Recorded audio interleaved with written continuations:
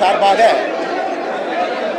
முன்னாள் ஆளுநர் அக்கா தமிழிசை அவர்கள், மூத்த தலைவர்கள் என்னோடு கருணாகராஜன், சகோதரர் அமர் பிரசாத் ரெட்டி அவர்கள் எல்லோரும் இங்கே வந்து மரியாதைக்குரிய நம்முடைய கேப்டன் அவர்கள் இப்போ கடவுளாக நம்ம முன்னாடி இருக்கிறாங்க.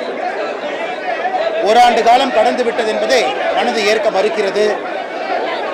ஓராண்டு கழித்து கேப்டன் ஆலயத்தில் அவருக்கான குரு பூஜை விழாவில் கட்சியின் சார்பாக இங்கே பங்கேற்றுக் கொண்டிருக்கின்றோம்.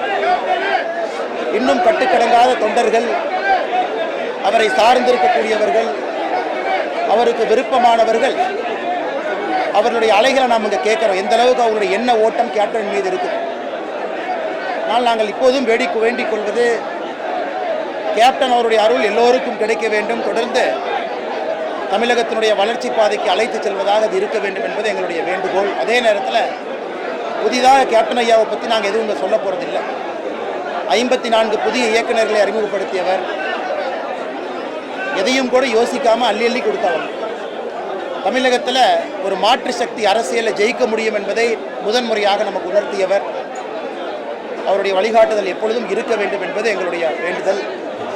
வந்திருக்கக்கூடிய எல்லோருக்கும் இந்த நேரத்தில் முதலாம் ஆண்டு இந்த குரு பூஜை விழாவினுடைய வாழ்த்துக்களையும், அதே நேரத்தில் பிரிந்திருக்கக்கூடிய கேப்டன் என்று கடவுளாக நம்மோடு இருக்கின்றார்கள், அவருடைய அருள் எப்பொழுதும் கிடைக்கும் என்றும் இங்கே இருக்கக்கூடிய அவருடைய தொண்டர்களுக்கும் கட்சி நிர்வாகிகளுக்கும், குறிப்பாக தேமுதிகவினுடைய பொதுச் செயலராக இருக்கக்கூடிய அக்கா பிரேமலதா விஜயகாந்த் அவர்கள், 2 அற்புதமான புதல்வர்கள் அண்ணன் சுதீஷ் அவர்களுக்கு தனிப்பட்ட முறையில் நாங்கள் சந்தித்து பேசி வந்திருக்கின்றோம்.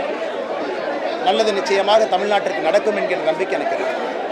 அக்கா தமிழிசை அவங்க இந்த பத்திரிகையாளர்கிட்ட பேசுவோம். ஒரே நிமிஷம் அக்கா பேசி முடிச்சுட்டு அவர் பேசுவோம். மரியாதைக்குரிய விஜயகாந்த் அவர்களும் அக்கா பிரேமலதா அவர்களும் 2014 மரியாதைக்குரிய பாரத பிரதமர் மோடி அவர்களின் கைகளை வலுப்படுத்த வேண்டும் என்பதற்காக தமிழகம் முழுவதும் சுற்றி வந்து ஆதரவாக இருந்தார்கள். அதற்கு நன்றியுணர்ச்சியோடு நாங்கள் இன்றும் இருந்து கொண்டிருக்கிறோம். மரியாதைக்குரிய விஜயகாந்த் அவர்களும் சரி, அக்கா பிரேமலதா அவர்களும் சரி, ஒரு அரசியலை தாண்டி என்னோடு அன்பாக பழகக்கூடியவர்கள். அண்ணன் விஜயகாந்த் அவர்கள் என்னை தங்கச்சி என்று தான் அழைப்பார்கள். அக்கா பிரேமலதா அவர்களை நாங்கள் 2 பேருமே அக்கா என்று அழைத்துக் கொள்வோம். ஒரு ஈடுபாடோடு உள்ள குடும்பம், மக்களுக்கு ஏதாவது நல்லது செய்ய வேண்டும் என்ற குடும்பம். இன்று ஒருவர் மறைந்த பின்பும் லட்சக்கணக்கான தேமுதிக தொண்டர்கள் மட்டுமல்ல பொதுமக்களும் இன்று அதிகாலையில் இருந்து இந்த குரு பூஜைக்கு வருகிறார்கள் என்றால் அவர் எந்த அளவிற்கு அவர் மக்கள் மீது அன்பு வைத்திருந்தார், மக்கள் எந்த அளவிற்கு அவர் மீது அன்பு வைத்திருந்தார் என்பது தெரிகிறது. இன்னொன்று, திரையுலகத்தை சார்ந்தவராக இருந்தாலும் வெளிப்படையாக மக்களோடு மக்களாக அனைத்து நிகழ்ச்சிகளிலும் கலந்து கொண்டு மக்களின் அரசியல்வாதியாகவே அவர் வலம் வந்தார். அது மட்டுமல்ல, திரைப்பட துறையினருக்கும் அத்தனை உதவிகளையும் அவர் செய்தார். அவருக்கு அஞ்சலி செலுத்துவதில் நானும் மாநில தலைவர் தம்பி அவர்களோடு சேர்ந்து வந்து இங்கே அஞ்சலி செலுத்துவதில் எங்கள் கட்சி தொண்டர்கள் அனைவரோடும் வந்து அஞ்சலி செலுத்துவதை நாங்கள் பெருமையாக கருதுகிறோம்.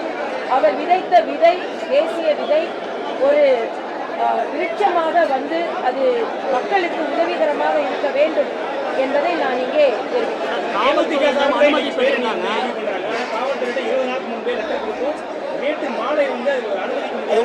அது உண்மைதாங்கண்ணா. சுதீஷ் அண்ணா அவர்கள் நம்ம அலுவலகத்துக்கு வந்த பொழுது அன்றைக்கே சொன்னாங்க, டிசிபி தலைமையில் ஒரு கமிட்டி மீட்டிங் நடந்துச்சு.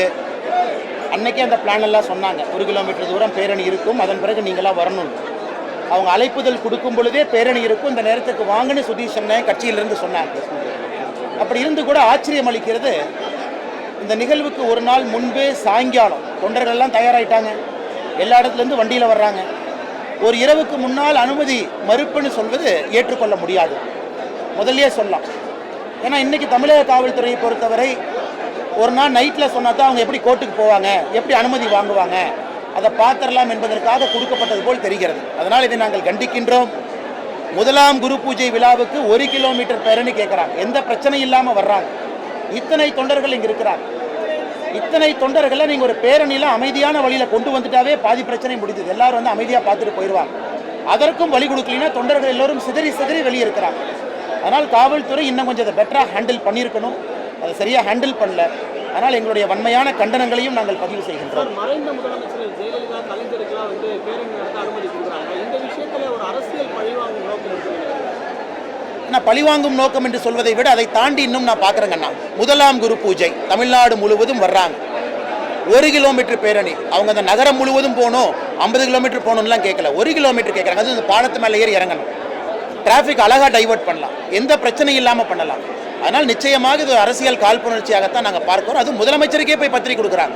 இது முதலமைச்சருக்கும் தெரியும், எல்லோருக்கும் தெரியும். அப்படி இருந்தும் கூட அது சரிவர நடத்தாமல் இருக்கிறாங்க. காவல்துறையை பொறுத்தவரை நிறைய தவறுகள் செய்ய ஆரம்பிக்கிறாங்க. ஆளும் கட்சியினுடைய அந்த அத்துமீறல் இன்னைக்கு காவல்துறையினுடைய கைகளை கட்டி போட்டிருக்கிறாங்க. அதனால் காவல்துறை இனியாவது தங்களை திருத்திக் கொள்ள வேண்டும் என்பது எங்களுடைய பணிவான வேண்டுகோள் காவல்துறைக்கு.